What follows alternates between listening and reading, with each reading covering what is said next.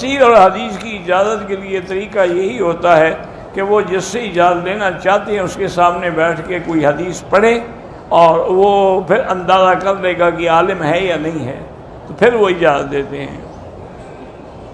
ایک عورت کو حیض ہے، دوسری عورتوں کے ساتھ مسجد عائشہ جا سکتی ہے؟ ہاں جا سکتی ہے، لیکن عمرہ نہیں کرے گی، نہ مسجد کے اندر جائے گی۔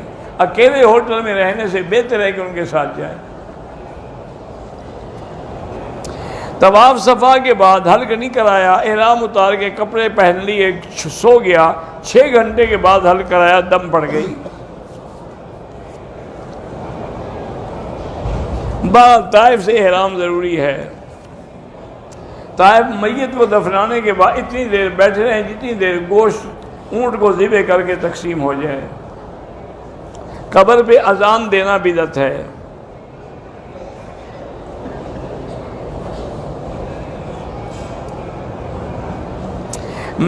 میرے گھر والے آئیں گے رات 3 بجے، اگر میں مسجد عائشہ سے احرام باندھ کے جا کے ہوٹل سو جاؤں، جب وہ آئیں تو ان کے ساتھ عمرہ کروں، کوئی بات نہیں۔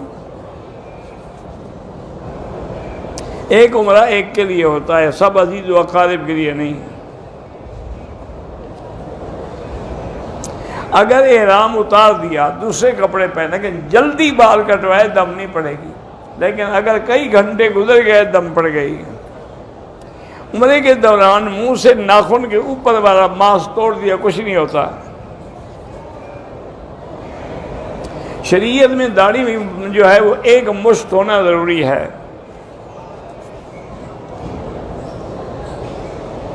پتہ نہیں کیا لکھا، نام احمد یار، اللہ سب کو اولاد دے۔ مدینہ منورہ میں جا کر آپ سے کوئی درخواست نہ کریں، درخواست اللہ سے کریں۔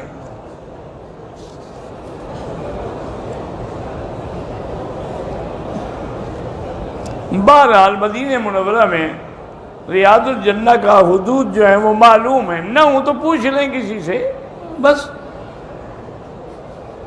اگر طواف کے دوران ویل چیئر لگ گئی، خون نکلا، کوئی حرج نہیں۔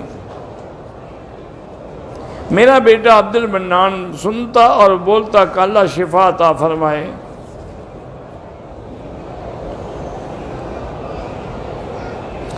انڈیا کے مسلمانوں کی نسل کشی کے لیے حکومت زور لگا رہی، اللہ ایسی حکومت کو ہمیشہ کے لیے ناکام کرے۔ عورت ایام حیض میں عمرے طواف کے نفل کر سکتے؟ بالکل نہیں کر سکتے، جب وہ ناپاک ہے تو نفل کیسے پڑھے گی؟ مکے میں حضرت ابوبکر صدیق کا گھر کہاں تھا؟ جہاں شار ابی بکر ہے وہیں تھا، اب تو نہیں ہے نا۔ مدرسے میں بنات کو پڑھانے والے مدرس کے لیے طالبات کا سبق سننا جائز ہے۔ اگر لڑکیاں بڑی ہیں تو استاد پردے میں بیٹھ کے سن سکتا ہے۔ پاکستان سے عمرے کے لیے آپ کی مرضی ہے، مکے میں رہیں، مدینے میں رہیں، اللہ قبول کرے۔ اگر احرام میں غلطی سے صابن سے ہاتھ دھوئے تو 1-2 ریال خیرات کر دو۔ طواف کی حالت میں اکثر عورتوں سے ٹکرا جاتے ہیں، توبہ کرو، اللہ معاف کرے۔ تقدیر میں یہ بھی لکھا ہوا ہے کہ میری شادی کس سے، سب کچھ لکھا ہوا ہے۔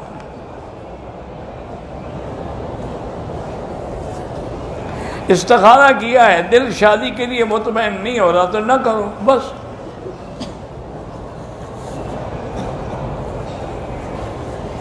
مجھے معلوم ہوا ہے کہ میرے والد صاحب مجھ سے پیار نہیں کرتے، ہر بات سے مجھ پر اختلاف کریں، چاہے وہ اختلاف کریں، تم ہمیشہ نیاز مندی اختیار کرو۔ ولیمے کا معنی یہی ہے کہ میاں بیوی کے ملنے کے بعد اللہ خاوند کو جتنا توفیق دے اتنا وہ کھانا کرے، کھلا دے دوستوں کو۔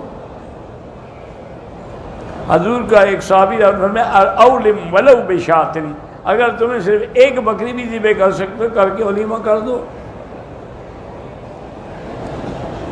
وہی ہے نا جس نکاح میں خرچہ کم ہو وہی برکت ہوتی ہے، وہ برکت اللہ کے ہاں ہوتی ہے۔ آج کل برکت یہ ہے کہ نکاح میں جتنا پیسے زیادہ ہوں۔ آج ہی میں دیکھ رہا تھا کہ ایک آدمی کی شادی ہوئی ہے تو اس کی شادی پر اس کے دوست آئے ہیں یورپ سے، تو وہ ڈالر اور 500-500 ہزار کے نوٹ کھڑے ہو کے پھینک رہے تھے۔ اور لوگ نیچے چن رہے تھے، یعنی لاکھوں پیسے انہوں نے اڑا دیے صرف شو کرنے کے لیے کہ ہماری بڑی شادی ہوئی ہے۔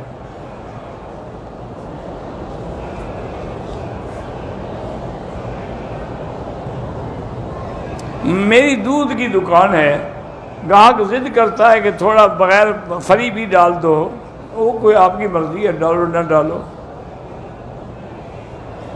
پانی نہ ڈالو، اس کو کہو دودھ خالص ہے اتنا دوں گا جتنا تمہارا بنتا ہے۔ عمرے کے بعد واجب طواف بھول گیا تو اب پڑھ لو بس۔ میری گھر والی نے میقات مدینے سے احرام باندھا، آنکھ میں خارش ہوئی تو خارش کی تو آنکھ کا بال ٹوٹ گیا، کچھ نہیں ہوتا۔ ٹوپی پہنی ہوتی ہے لیکن اس پہ اللہ کے کعبے کا تصویر بنی ہوئی تو کوئی حرج نہیں ہے، جب تم سجدہ کر سکتے ہو تصویر کو کیا ہو جاتا ہے۔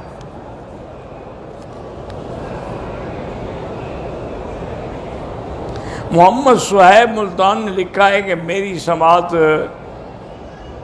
ختم ہو رہی ہے، ایک آنکھ کی اللہ آپ کو شفائے کاملہ عطا فرمائے۔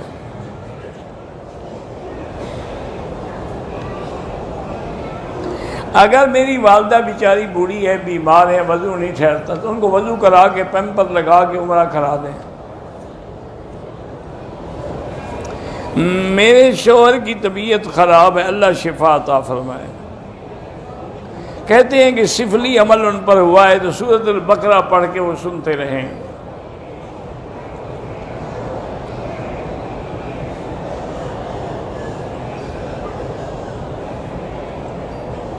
ایک شیطان مجھ پہ سوار ہے اور وہ میرے ساتھ بہت بری طرح بھی پیش آتا ہے، آپ سورۃ البقرہ فیڈ کر لیں ٹیلی فون میں اور ہیڈ فون لگا کے سنتی رہیں، انشاءاللہ